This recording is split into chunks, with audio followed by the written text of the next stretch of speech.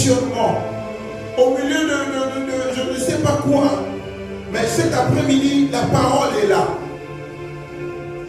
La parole de Dieu nous dit de lever les yeux. Amen. Lever les yeux, c'est aussi lever des problèmes. C'est aussi montrer au Seigneur tes souffrances, tes limites. Parce qu'il est là. Il est celui qui répond à toutes choses. Il est celui qui donne la force. Il est celui qui change toute situation. Il est celui qui change le bien. Il est celui qui transforme les choses négatives en bien. Je ne sais pas si je parle à quelqu'un cet après-midi. J'aimerais que tu commences à élever les yeux. Lève les yeux. Si pas tes mains, lève tes mains comme signe pour dire au Seigneur, regarde-moi cet après-midi. Parle au Seigneur, parle-lui, il t'écoute. Dis Seigneur, regarde mes problèmes. Regarde ma fatigue. Je suis fatigué de telles choses. Je suis fatigué d'attendre telles choses. Je suis fatigué de voir telles choses demeurer devant moi. Je suis fatigué de voir toujours la même chose. Je suis fatigué de vivre l'échec quotidiennement. Je suis fatigué de quoi, Seigneur? Il veut t'écouter. Tu es fatigué de quoi cet après-midi? Tu es fatigué de quoi? Il te demande de lever les yeux. Il te demande de lever les yeux, de regarder à la montagne. Il te demande de lever les yeux, de regarder à la croix. Et souviens-toi de cette parole que tout est accompli. Bien-aimé, je voudrais te demander de prier. Alléluia. Ne laisse pas que la...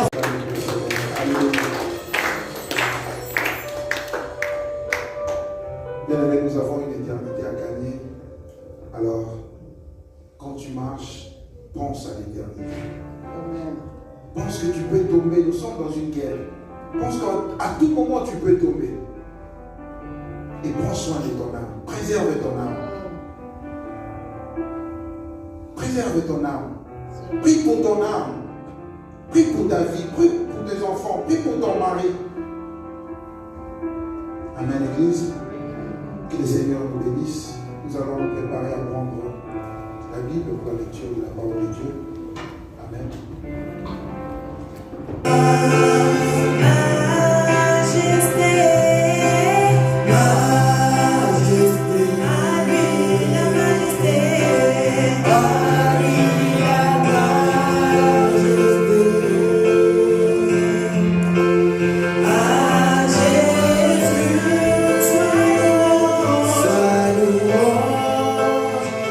Honneur et gloire.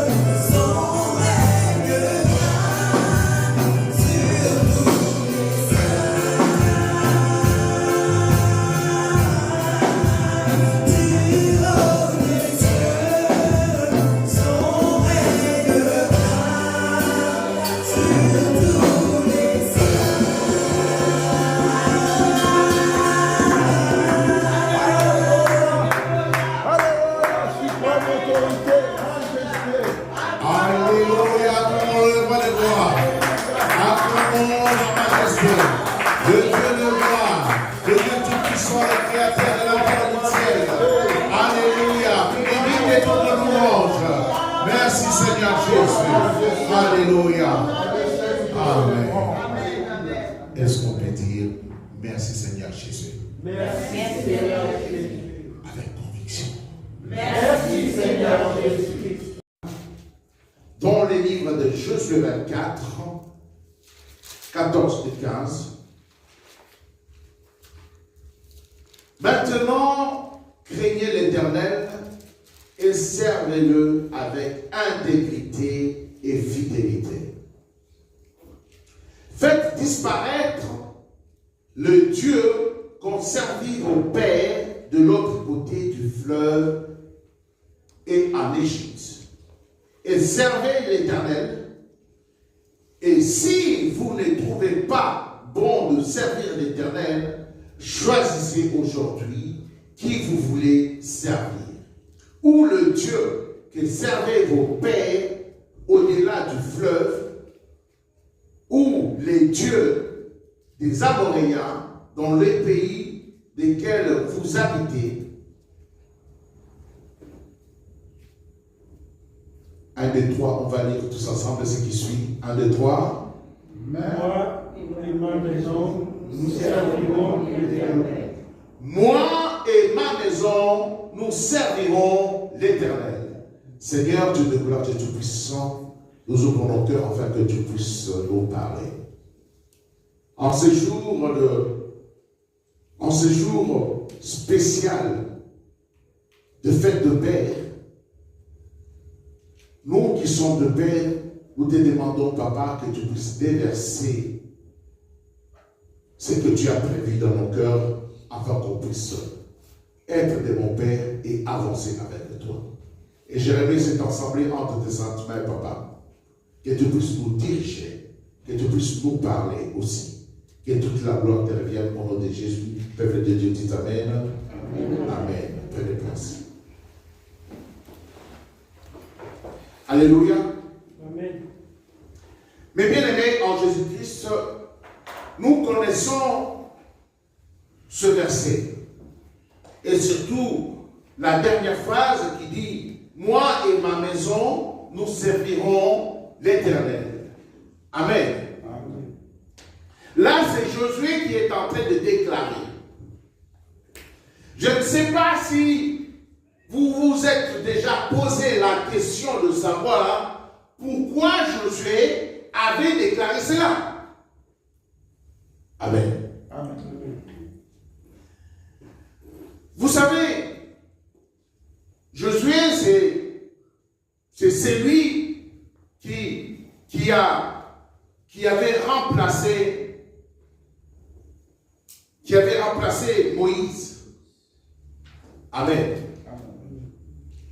Et il a ramené les enfants d'Israël jusqu'à la terre promise.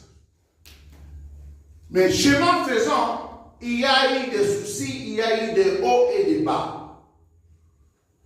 À un certain moment, Josué était obligé de dire les choses clairement pour que la population puisse choisir. Alléluia. Amen. Ça s'est passé dans l'Ancien Testament. Mais ce que moi je vais vous dire, mes bien-aimés, ce problème est d'actualité aujourd'hui. Le même problème qu'il y avait est d'actualité aujourd'hui. Alléluia. Dans les contextes, qu'est-ce que Josué avait fait? Au verset 1, la Bible dit, Josué ensembla toutes les tribus d'Israël à Séchem et il convoqua les anciens d'Israël, le chef, ses juges et ses officiers, et il se présenta devant Dieu. Josué dit à tout le peuple, ainsi parle l'Éternel, le Dieu d'Israël, vos pères, Térak, père d'Abraham et père de Nacor, habitaient anciennement de l'autre côté du fleuve, et ils servaient d'autres dieux. Amen. Donc, l'Abraham que nous connaissons là, son père servait d'autres dieux. Même parmi nous ici. Alléluia. Donc nos ancêtres, ils servaient d'autres dieux. Et Dieu nous a fait grâce de le connaître. Amen. Mais à un certain moment, on doit s'arrêter pour dire que le Dieu que nous suivons, est-ce que nous le suivons vraiment? Si vous lisez, je vous demanderai de lire à la maison tout le chapitre 24. À un certain moment, Josué a commencé à récapituler tout ce que Dieu a fait pour eux. Il a récapitulé. Et à un certain moment, il dit, voilà, notre Dieu a fait ça, a fait ça, a fait ça, a fait ça. Tout le victoire, des hauts et des bas. Mais maintenant, on doit prendre position. Josué, c'est lui qui était comme le père d'Israël, parce qu'il ramenait les enfants d'Israël là où ils devaient aller. Donc, dans la terre promise. Et à un certain moment, il dit, on doit arrêter. On doit s'arrêter et choisir maintenant. Si vous voulez choisir d'autres dieux que vos arrière-grands-pères, grands-parents servaient, c'est votre affaire. Mais ce que vous devez savoir, Abraham, Dieu l'a fait grâce, il a connu le bon Dieu. C'est celui que moi je sais. Mais aujourd'hui, on doit se positionner. Est-ce que tu peux dire, aujourd'hui on doit se positionner? Aujourd'hui on doit se positionner. Encore une fois, aujourd'hui on doit se positionner. Aujourd'hui on doit se positionner. Aujourd'hui, c'est une journée de paix. Donc, nous qui avons, nous qui étions le chef spirituel de notre maison, on doit se positionner. C'est là maintenant la phrase que nous connaissons. C'est là où il avait prononcé cette merveilleuse phrase en disant que chacun de nous aujourd'hui doit prendre la position. Mais ce que vous devez savoir, moi, et ma maison, donc lui qui est le Père, il engage sa maison. Moi et ma maison, nous servirons l'Éternel. Alléluia. Amen.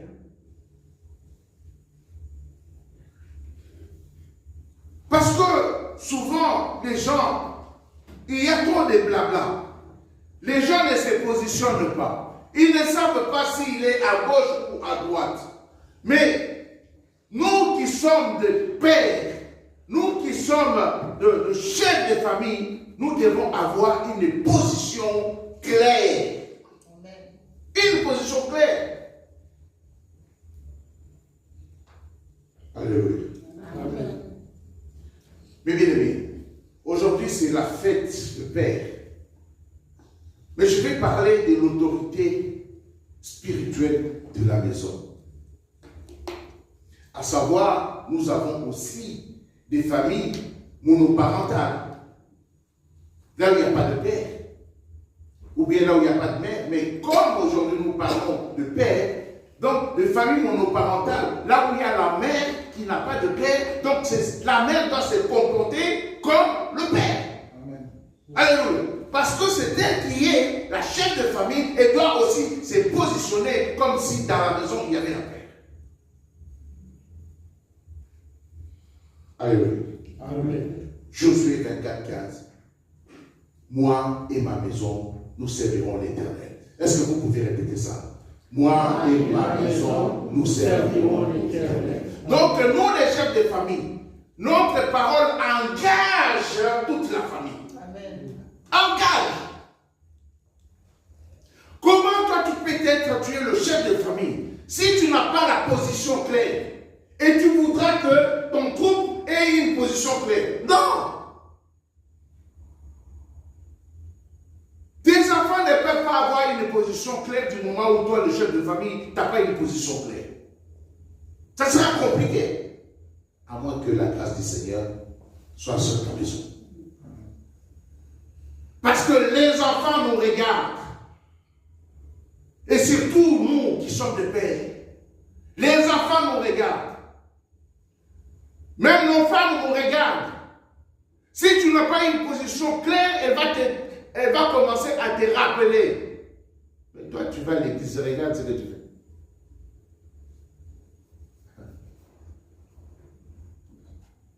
Deux, trois fois, on te dit comme ça. Ça chicote. Alléluia. Amen.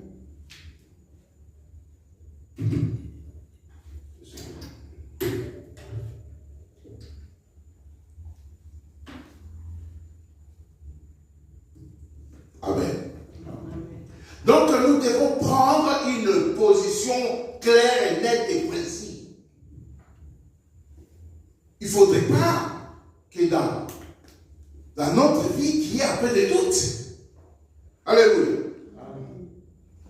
Donc, comme nous venons de dire, Josué prend position et donne le cap, tout simplement parce qu'il y avait des désordres dans la communauté. Ils étaient déjà dans le processus de la délivrance.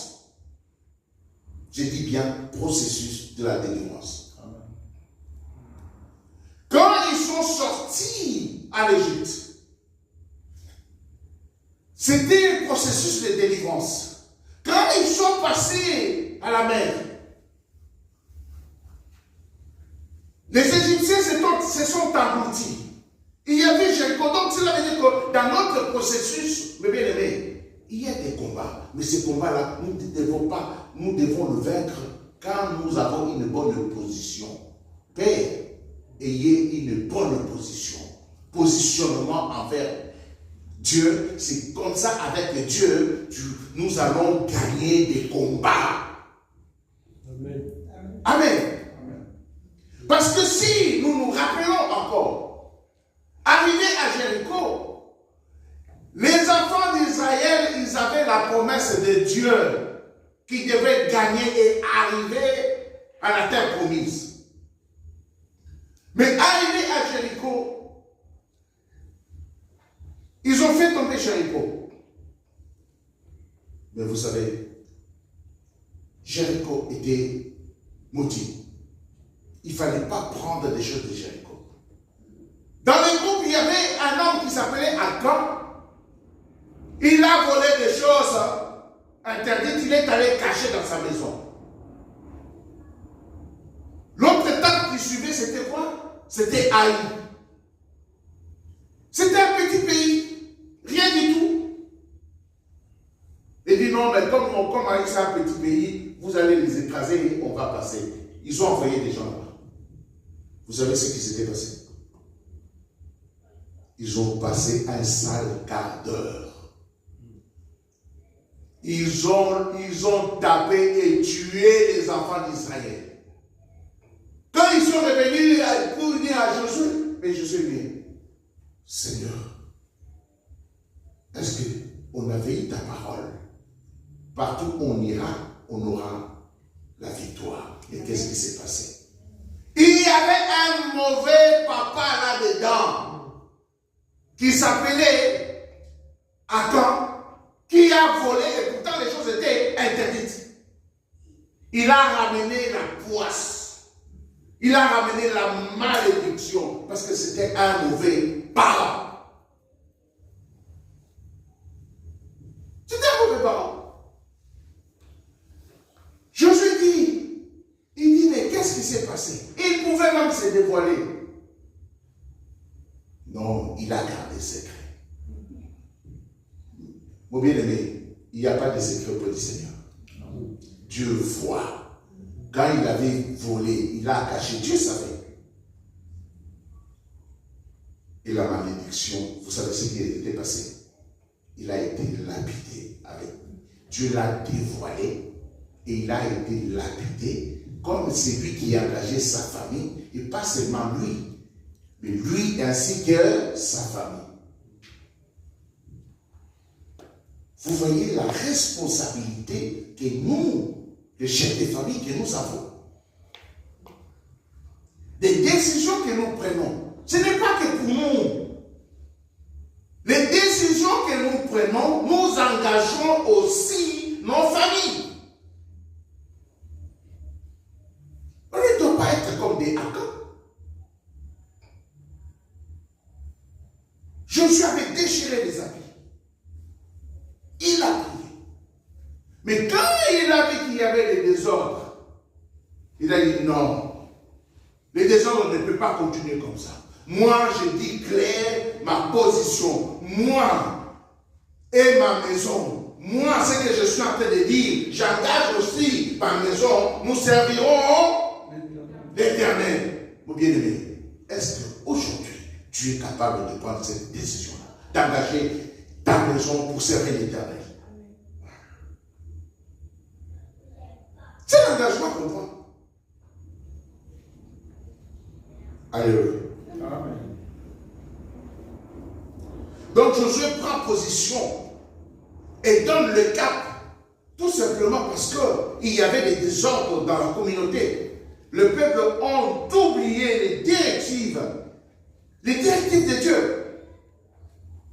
Et les gens étaient devenus religieux.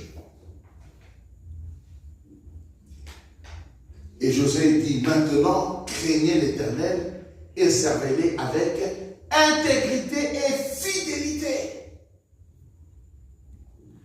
Quand toi, ta position de père, tu sers ton Dieu avec intégrité et fidélité, cette intégrité et fidélité, les retombées, c'est aussi sur ta maison. Est-ce que tu le crois? C'est important. Donc Josué demandait aux familles de respecter l'ordre établi par Dieu. Il y a un ordre établi. Amen. De respecter, d'être intègre. Être intègre, c'est-à-dire, c'est l'état d'une chose qui demeure intacte, entière, intègre. Donc quelque chose, depuis les débuts, qui n'est pas divisé, qui n'est pas transformé, qui reste toujours intact. Quand Dieu a créé Adam et Ève, il a créé qui en premier? Voilà. Donc c'est l'ordre. Depuis cet ordre-là jusqu'à aujourd'hui, c'est le même. Dans la Bible, c'est toujours pareil. Amen. Mais avec l'influence du milieu, nous, on est pareil. Au bien-aimé, on n'est pas pareil. Nous qui sommes spirituels, même si la femme a étudié, elle a plein d'argent, elle est diplômée, je ne sais pas, plus combien. Mais du moment où c'est dans la maison, même son mari travaille dans son entreprise, à la maison, c'est lui le chef. Bah oui, c'est ça l'ordre établi. Amen. Mais quand on mélange des choses, donc on ne prend pas position. C'est important ça. Amen. Amen. Éphésiens 5, 23. La Bible dit, car le mari est le chef de la famille, est le chef de la femme, pardon, comme Christ est le chef de l'Église. Éphésiens 5, 23. Vous savez, le mari est le chef de la femme comme. C'est important ça, comme. Comme ici, cela veut dire quoi? Comme ici signifie de manière que, pareillement que, tout comme. C'est important de comprendre ça. Donc on ne peut pas changer. Comme Christ est le chef de l'Église, le mari est toujours le chef de la femme et le chef de la maison. Un chef doit être un leader, un bon leader. Alléluia. Très important. De la manière qu'on considère Christ comme le chef de l'Église, c'est pareil, l'homme est le chef de la femme. Amen. Alléluia. Mais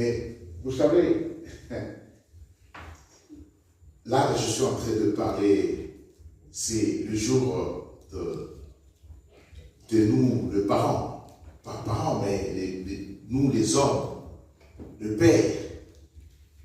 Mais dans ces conditions-là, beaucoup de femmes, quand les hommes, beaucoup d'hommes, même des païens, ils connaissent ces versets-là. Ils connaissent. Mais la femme, si elle s'élève et dit,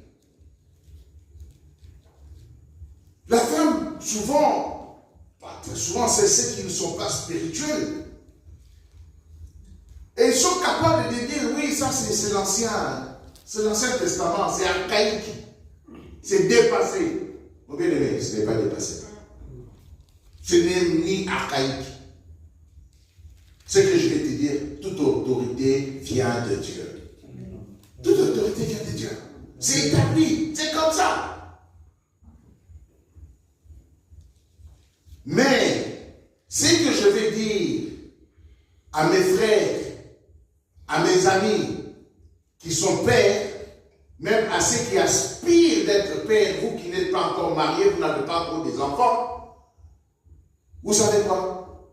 C'est une grâce parce que avant de rentrer même dans l'action, vous savez déjà ces choses, on vous les dit.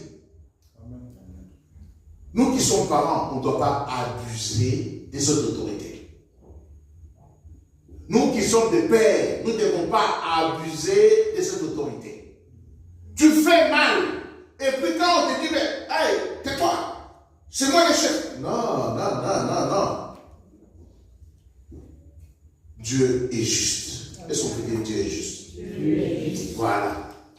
On ne doit pas abuser de cette autorité. On ne doit pas abuser de notre position. Si on abuse de notre condition ou de notre positionnement, cela conduit à une déstabilisation de la maison. La maison ne sera pas stable parce qu'on abuse de notre autorité. On ne profite pas de la Bible parce qu'on nous a donné ce positionnement d'être chef et de faire n'importe quoi. Non.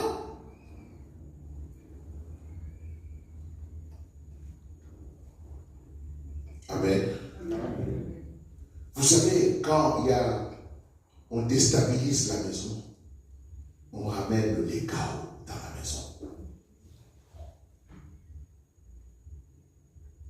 Quand il y a des chaos, ça ramène une expression de la violence.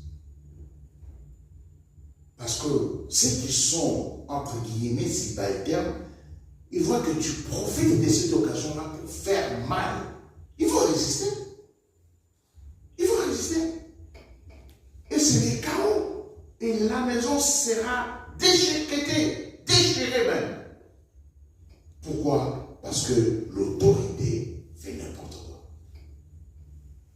Il profite de ce positionnement-là au Seigneur et de nous. Et cela ramène la violence dans la maison. La violence, c'est quoi? Et cette violence, c'est une utilisation intentionnelle de la force physique ou même de la force mentale. Ça anéantit. Ça ramène de mauvaises choses. Ça ramène même des risques traumatisants. Ça touche la psychologie. Ça ramène beaucoup de problèmes. Pourquoi? Parce que nous abusons de cette autorité. Mais bien aimés, soyons comme Josué, qui dit, moi et ma maison, nous servirons l'Éternel. Alléluia. Moi et ma maison, nous servirons l'Éternel. Servir l'Éternel, cela veut dire que écouter la parole et la mettre vraiment en pratique comme elle est dite, sans s'abuser. Alléluia.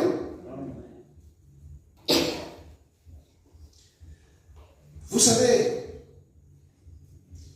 La question qu'on peut se poser, comment est-ce que des maisons arrivent ou des familles arrivent à cet état-là de chaos? Il y a trois choses. La démission de l'autorité. Celui qui est autorité, il ne prend pas de décision. Il laisse passer des choses, il laisse pourrir des choses, mais on doit prendre des décisions. Même si tu n'es pas inspiré, tu prends ta famille, tu dis, bon, il y a cette situation, on fait comment? On commence par toi. Ah là, et l'autre. Vous savez, chez nous, à un certain moment, on faisait même des votes. Ah oui. Pour ne pas imposer. On faisait des votes. Bon, on vote ça. Si ça va, si ça échoue, tous on est dans le même truc. On ne va pas dire oui, mais c'était. Non. C'est ça même la démocratie.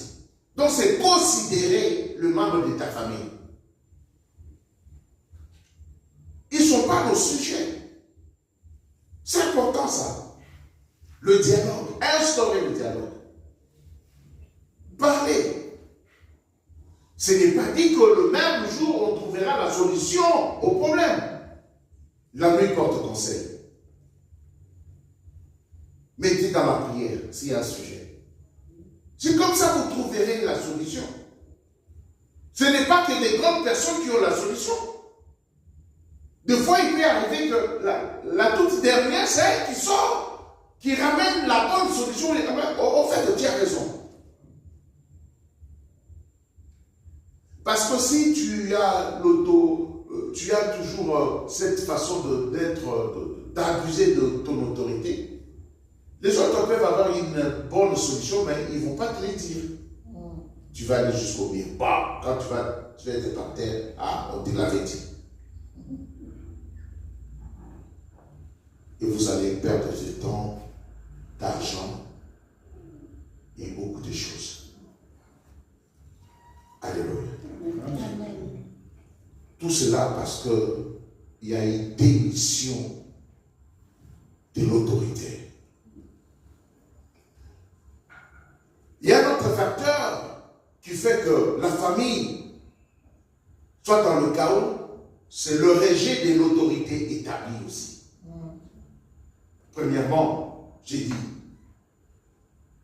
que démission de l'autorité. Et deuxièmement, c'est le rejet de l'autorité. L'autorité est là, il essaie de faire tout ce qu'il peut faire, mais vous rejetez son autorité. Vous faites rentrer quoi? Vous savez quoi? L'anarchie. On peut dire l'anarchie. Vous complotez pour détruire l'autorité établie. Ça arrive, ça. Vous savez, ça arrive souvent. Vous allez voir des mères qui prennent des enfants à côté. Ils intoxiquent les enfants. Ils font un blague pour ne pas reconnaître l'autorité du père.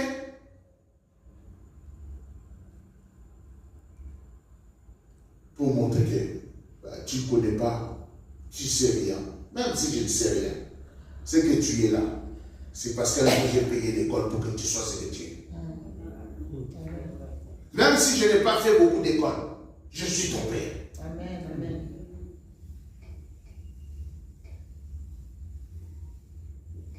Vous savez, c'est très important. Et quand il y a ces choses qui passent dans la famille, c'est la destruction d'une chose, l'amour. Est-ce qu'on peut dire amour? Amour. La Bible nous dit Dieu est Amour. tout simplement. On est en train de détruire Dieu. Moi et ma maison, nous servirons l'Éternel. Amen.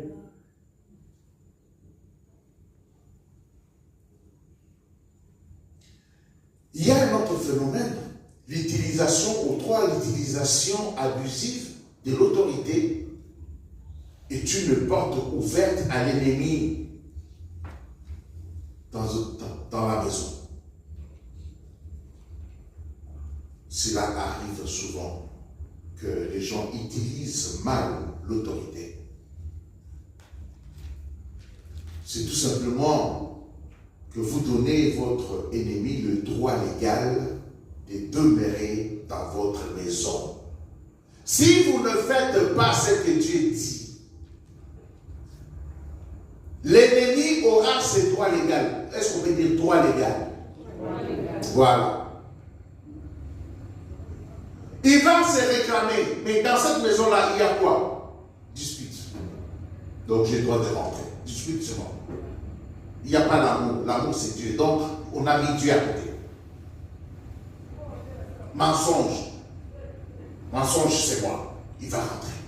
Donc, vous lui donnez le ticket de rentrer. Donc, même vous lui donnez la clé, la bonne clé pour rentrer dans la maison.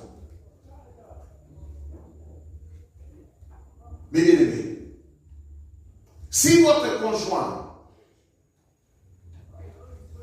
vous remarquez cela,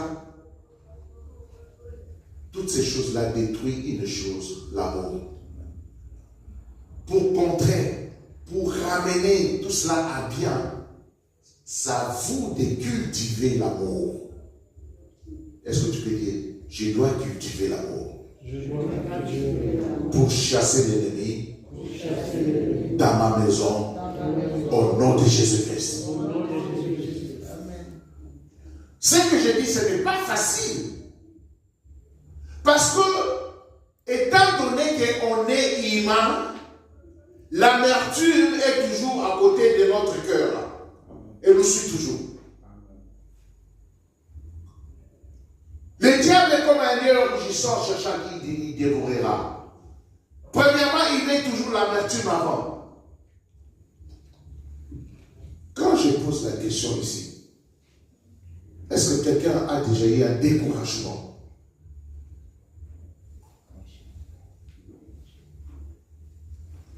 Est-ce que quelqu'un a eu déjà une déception?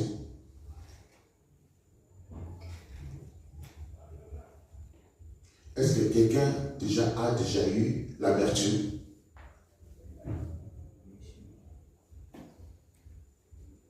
Vous savez, l'amertume, c'est le poison. Le poison. C'est quoi l'amertume? Découragement et déception. Tout simplement. Alléluia. Découragement et déception, c'est ça l'amertume. Parce que souvent quand on dit l'amertume, non, moi je prie et l'amertume ne rentre pas. Attention, l'amertume est à côté de ton cœur. Si tu as les déceptions, il m'a déçu. Mais il a fait ça, mais vraiment. Je l'ai fait marcher, je l'ai donné, je l'ai invité à ma table. Il m'a fait ça. Je suis déçu. Même pour la clé, non, je ne veux même pas. Je suis découragé, je ne veux pas. La clé au téléphone, l'amertume est déjà là. Et l'amertume détruit. Mais moi, j'ai décidé. Moi et ma maison, nous servirons. Moi et ma maison, nous servirons. Amen. Alléluia. Amen. À part le diable. L'amertume. Dans le lieu arrive au nom de Jésus-Christ. C'est comme ça nous serons des bons soldats. C'est comme ça nous serons de bons capitaines, de bons lieutenants. C'est sur moi l'ennemi. Sur moi. C'est tout dans notre positionnement. Si nous laissons l'amertume envahir notre vie, donc tous les troupes qui nous suivent, les enfants, la femme et tout ça là, on va dans le mur.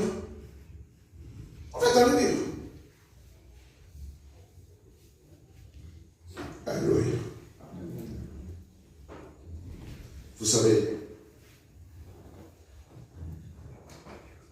dans la maison, il y a le père, la mère et les enfants. Tous, sans exception, nous avons de responsabilités. Est-ce que tu peux dire, tous nous avons des responsabilités? Tous nous avons des responsabilités. Oui. Mon bien-aimé, si tu vois, tu remarques que dans ta maison, ton père ne déclare pas comme Josué, toi qui es enfant, déclare cela. Moi et ma maison, parce que tu vis dans la maison. Moi et ma maison, nous servirons l'Éternel. Et tu vas prier pour ça. Tu vas chercher l'amertume. Tu vas engager avec l'amour. Quand il y a l'amour, tu appelles Dieu dans ta maison. Alléluia. Amen. S'il y a des missions, des responsabilités, toi, prends les responsabilités, mon bien-aimé. Amen, amen. Prends des responsabilités. Juste pour ta prière, tu peux sauver toute ta famille. Amen. Pour ta prière, quel que soit le positionnement que tu as, tu vas sauver ta famille.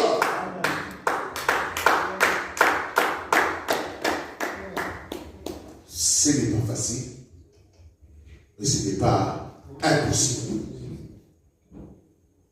Alléluia. Ce n'est pas facile, mais ce n'est pas impossible. Si tu demandes à Dieu, tout ce qui est impossible à l'homme est possible à Dieu. Tu ne vas pas le faire toi seul, tu vas le faire avec tes genoux. Donc tu es en train de demander à Dieu d'intervenir dans la situation et tu seras vainqueur. Amen. Alléluia. Vous savez pourquoi? Parce que 1 Timothée 5:8 nous dit, si quelqu'un n'a pas soin des siens, et principalement de ceux de sa famille, il a renié la foi et il est pire qu'un infidèle. Amen. Amen. Vous savez, ces versets, on l'a toujours lu. Et tout souvent, les gens pensent qu'on parle que des hommes. Non, on parle tout le membre de la famille. Si toi, Dieu t'a fait grâce, tu es positionné et que tu connais, tu as la foi, tu peux prier pour ta famille, tu laisses, tu ne le fais pas. Donc tu as démissionné. Et ce n'est pas ce verset. On ne dit pas qu'un homme qui abandonne sa famille. Non, non, non, non. Si quelqu'un ne prend pas soin, toi aussi, malgré que tu es un enfant, ou tu es une femme, ou le positionnement que Dieu t'a donné, tu ne dois pas abandonner la famille. Alléluia. Amen. Crois ta prière déjà. Crois ta prière. Dieu te fera grâce. Mais bien aimé, comme je disais tout à l'heure, ce verset, ce n'est pas seulement pour les pères.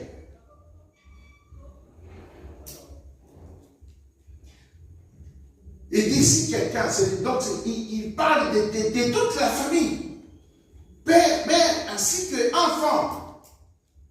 Nous devons prendre nos dispositions au sein de la famille, en respectant l'ordre établi par Dieu.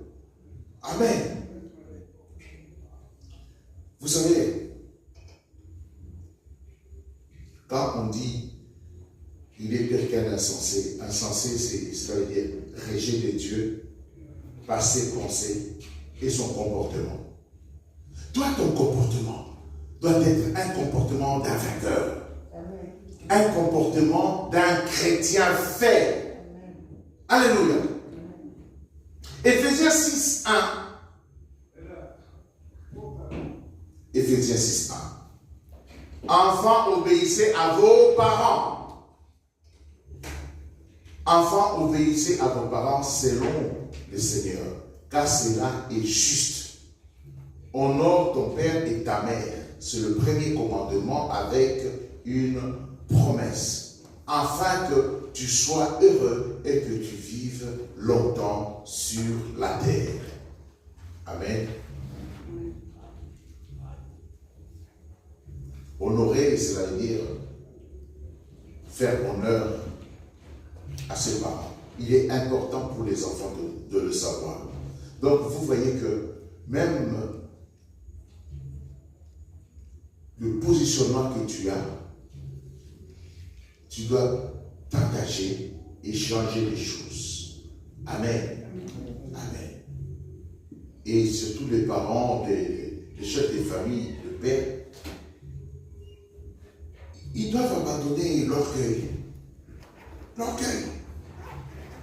Ils doivent abandonner l'orgueil. Jacques 4,6, Dieu résiste aux orgueilleux, mais il fait grâce aux humbles. On doit être humble. Si on se trompe, ben oui, désolé. Et puis voilà. Et souvent, vous savez, les grandes personnes, comment ils font? Ils essaient après de donner des explications où ils te ramènent autre part pour montrer qu'ils ont raison. Non, sois humble. Ah, je fais ça. Ou bien tais-toi, ne dis rien. Désolé. Bon, la situation est là, on fait comment? Si tu as la solution, tu es un enfant, tu as la solution, tu donnes la solution. Quand quelqu'un dit désolé, il est désolé. Et tu n'as pas à rabâcher, rajouter.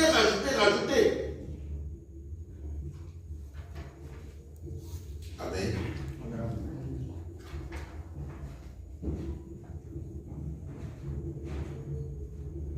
Que le Seigneur vous bénisse richement.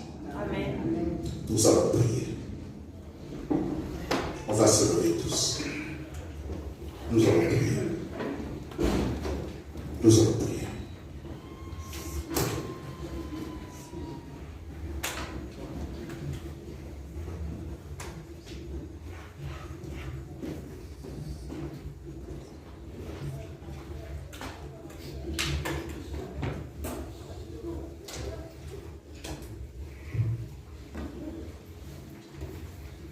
Amen.